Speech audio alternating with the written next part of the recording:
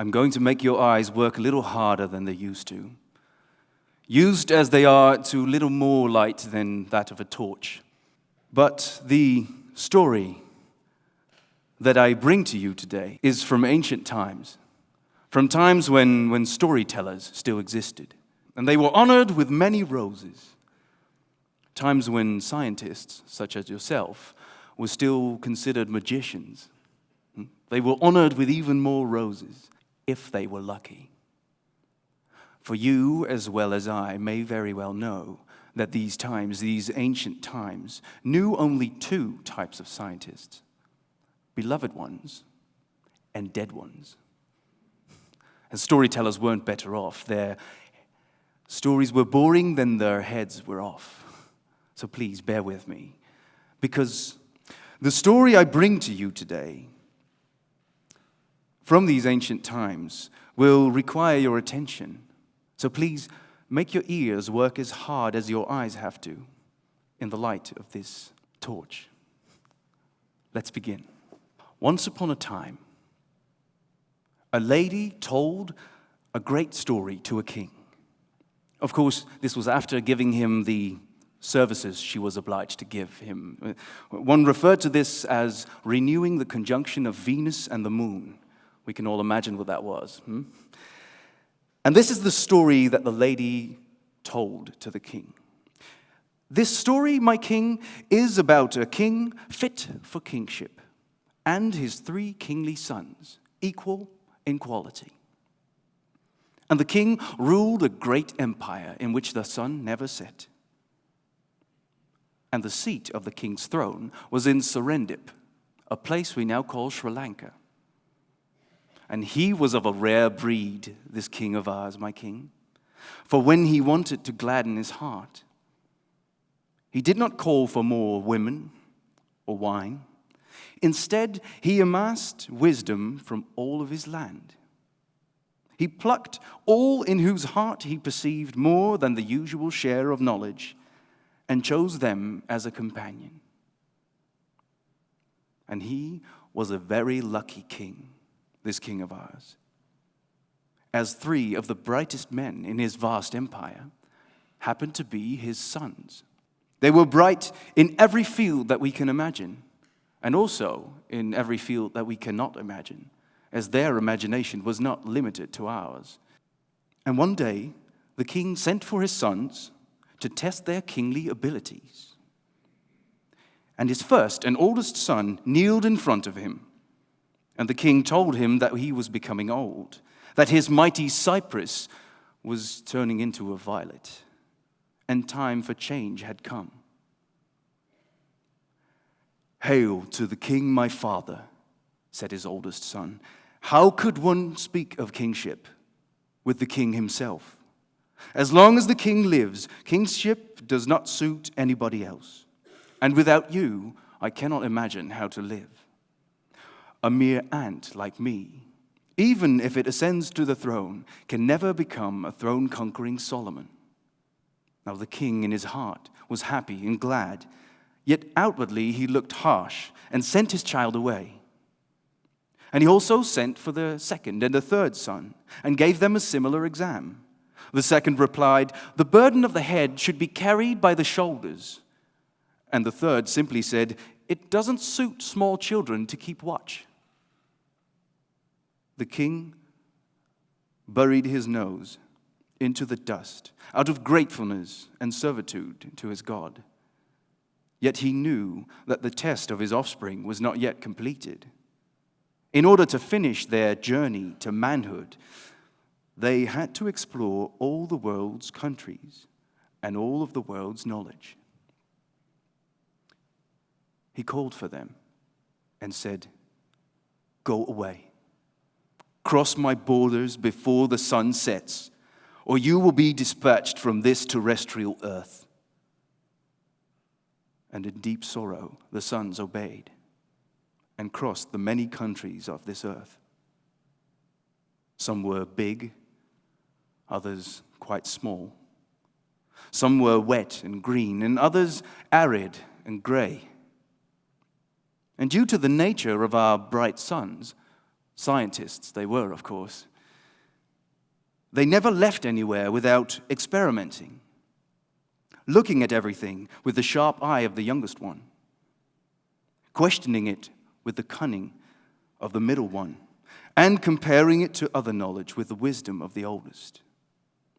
And so it happened that during their peregrinations, a black, tar-faced Negro came running towards our three bright brothers. Now, in these times, Negroes did not yet consider themselves to be a minority and thus could be called by any name. "Oh, travelers, with a pleasant face," he said to them, "has one of you seen a camel coming from this direction?" Now, neither of them had seen such an animal that day, as dawn had only just broken. However, one of them opened his mouth and said, "This lost animal that went astray, was it loaded with oil on one side and honey on the other?" "Does a woman ride on it?" said the second. "And is she pregnant?" said the third. "Heavily pregnant." Stunned by the correctness and accurateness of these observations, the camel driver opened his mouth to ask which way. "That way," the three brothers answered in unison. And without hesitation, the camel driver vanished in quest for his lost animal. And as the warmth of midday approached, and the youths sought refuge under a large tree that cast its shadow over a small spring, they splashed water over their tired faces as the camel driver came running back with a tongue like a dagger of steel. "This way I ran as far as 2 marathons, and I did not stop running, but I did not see a speck of dust of my animal." His angry words and his high-pitched voice rushed the village crowd towards the little oasis. "These people are robbers and thieves. With their fraud and cunning, they laid their ambush to steal and thieve the gold and donkey and camel of sedentary people and travelers alike." All the villagers had their separate opinions, and because no consensus was reached about the matter, it was decided to take the brothers to the ruling king. As when knotty questions confused the crowd, the ruler will give solution. This was the ruling opinion. And there were our three brothers, rubbing their noses in the dust to pay their respect to the local despot. "May you rule as long as black and white will be. We travel this land, on this terrestrial world, and on all places we went. We took no profit but our observation. We admit our crime, because we are guilty. We deceived our black camel driver. We answered him what was deducted out of our observations, not knowing that these deductions concurred with the truth." "Away with these," the arbitrating king responded. "How can you think your words can change the truth now? An arrow that has left the thumb will not return." And the tyrant had them thrown into chains, as if they were criminals, in a cold cellar, tied to the wall, sitting between ugly and smelling criminals. They saw the sun set and rise again. Their knowledge and their cunning, their wisdom and sharp eye had brought them nothing but a cold night in cufflinks, due to the swiftness of their tongue. But just as the cock crowed for the third time, they heard the heavy locks of their cell creaking. Released they were. The big doors opened and let the light in, as trumpets marked the entrance of the ruling king. Pale-faced and nervous, the ruling despot entered their cell, his crown now looking too large for his head. "Gentlemen," said the tyrant, "I am most discomforted. This night, a man came from the desert with a camel, loaded with oil and honey. A pregnant woman riding it. He said he had found it, his noseband entangled in a tree. So, here I stand before you, 3 innocents that spent a night in jail.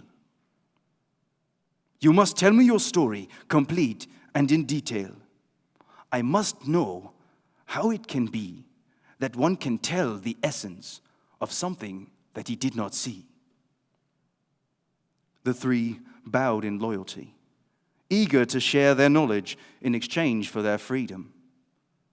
The youngest said, "It was very simple. My eyes showed me the evidence. My readiness of mind explained it to me. On one side of the road, an army of ants marched. On the other side, flies were in turmoil. When ants march, they march for oil, as oil is what armies march for. Flies do not turmoil unless there is honey for them to stick their tongues in.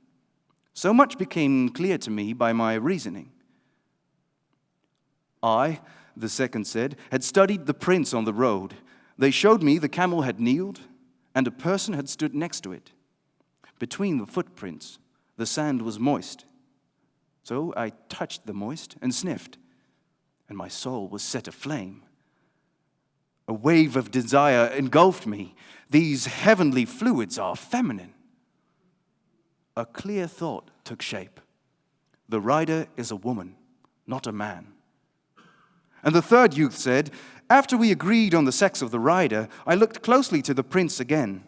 In front of her footprints, I saw handprints.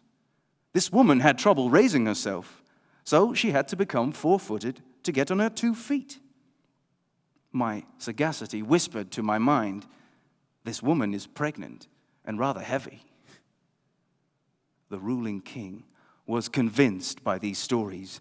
The sons of Serendip had showed him how they could tell the essence of something that they did not see. He offered them his friendship and companionship, and along with that, of course, the wine, the wheat, and the women. So it happened that on a certain night, our 3 brothers sat together eating, drinking, and telling tales for their amusement. This wine, the oldest said, is not pure wine. It consists of human blood. The second had tasted the roasted lamb and deducted, this lamb is even more impure. It must have been fed with the blood of a dog.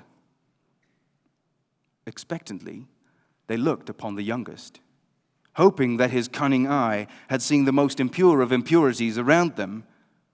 The king that rules here is not the descendant of a king. He is the offspring of the loins of a mere cook. They all nodded, pleased with their knowledge.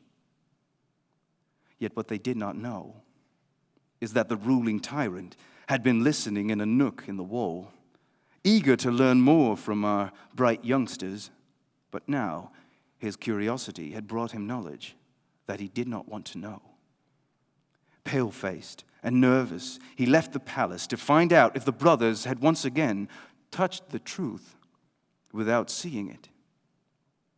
The wine merchant was the first one he found. The ruling king put a dagger to the poor man's throat.